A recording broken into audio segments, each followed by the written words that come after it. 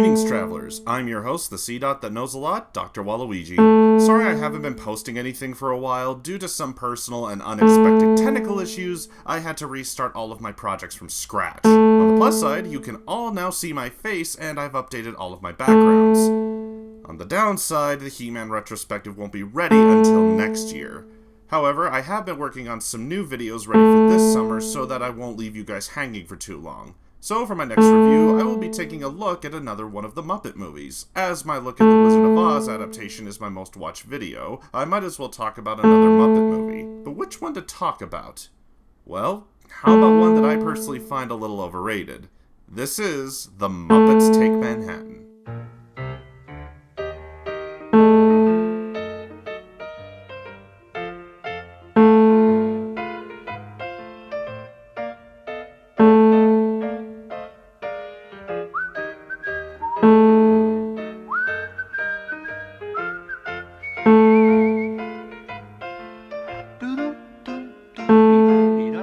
In case none of you have seen or heard of these characters, the Muppets were created by master puppeteer Jim Henson. It was one of his many popular creations that has gone on into pop culture, with the characters appearing in several movies, TV series, and commercials.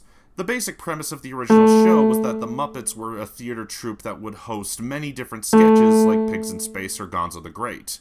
They also had special guests come on every episode. These would range from singers like John Denver and Alice Cooper, yes really, to actors like John Cleese and Vincent Price, again, yes really, and even other performers that did ice skating and opera. It's still one of the best sketch comedy shows of all time and is available on Disney Plus along with several of their movies. Which brings us to today with the third of the Muppet movies that was made.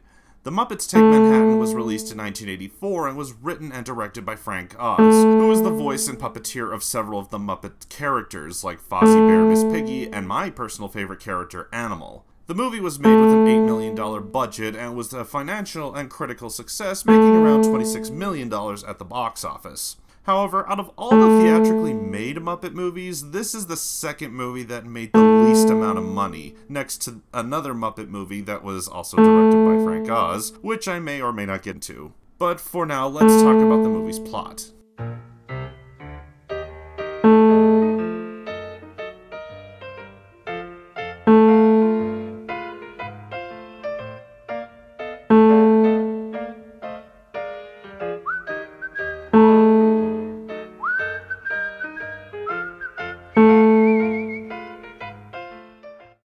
The movie follows the Muppets as they've graduated from college and put on a play they made called Manhattan Melodies. The students loved it so much that they encouraged the Muppets to take the show on Broadway, which they inevitably do. However, they can't seem to get anyone to produce the play, which leads to Kermit snapping at the Muppets, which then leads to them splitting up and going their separate ways. However, Kermit stays in Manhattan to try and get the play off the ground. Can Kermit succeed in getting his play as a show-stopping hit, or will he fail and the Muppets become separated forever?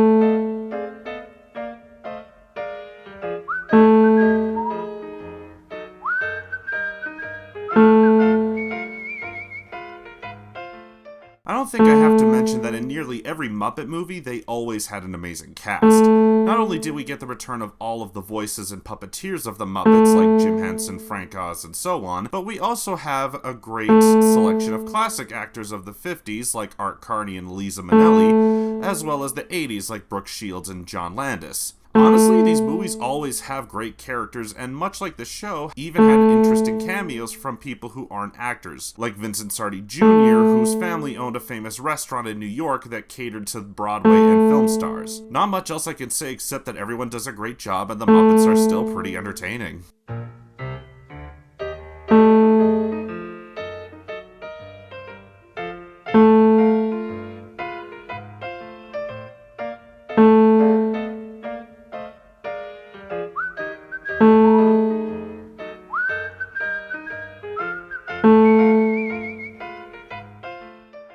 Much like the two previous Muppet movies, the songs in this movie are really well done, and that's because the songs were written by Jeff Moss, who also wrote songs for Sesame Street, including one of the most well-known songs, Rubber Ducky.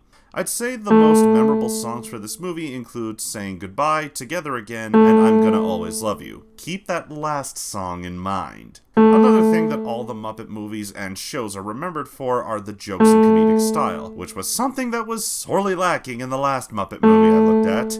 Even if you haven't seen any episodes of the show or the other movies, I'd say this is a good introduction to their style of comedy and is something that I think young kids will enjoy. Which is why I think this film is one of the weakest of all the Muppet movies.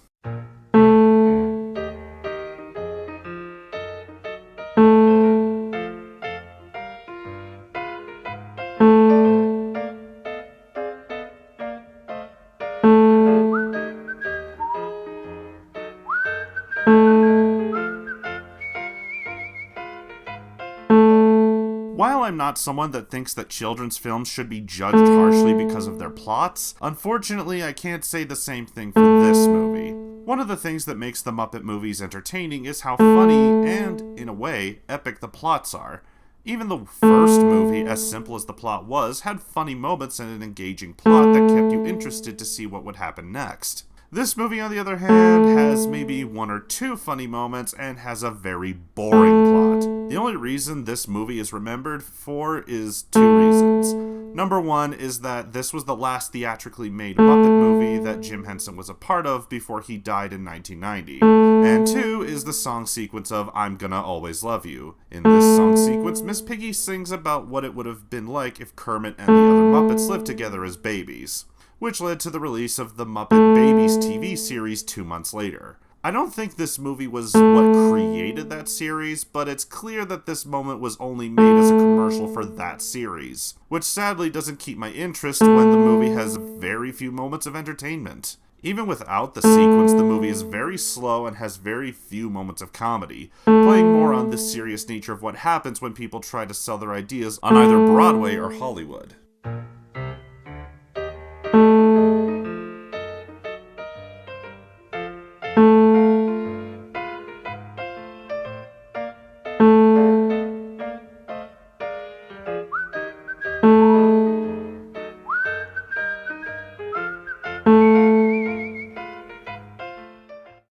Because this movie came out after what many people consider the best Muppet movie of all time, The Great Muppet Caper, this almost feels like an afterthought with a much simpler plot and lack of great and memorable jokes. Which is a shame considering this was the last Muppet movie that Jim Henson worked on before his death. I feel like if they had edited the script and added a few more jokes, this movie could have been another Muppet classic. I give this movie a 4 out of 10. This is definitely one of the weaker Muppet movies that was made and isn't really worth watching more than once unless you grew up watching it or have little kids that you want to entertain for an hour and a half. Thanks for watching, I'm Dr. Waluigi, and remember, don't judge a book by its cover, cause you'll never know what's inside.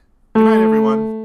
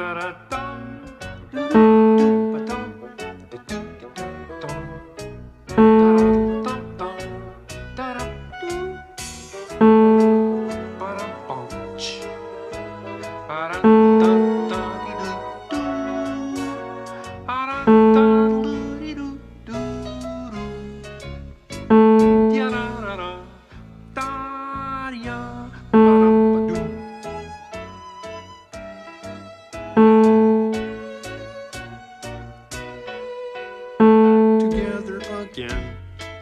Gee, it's good to be together.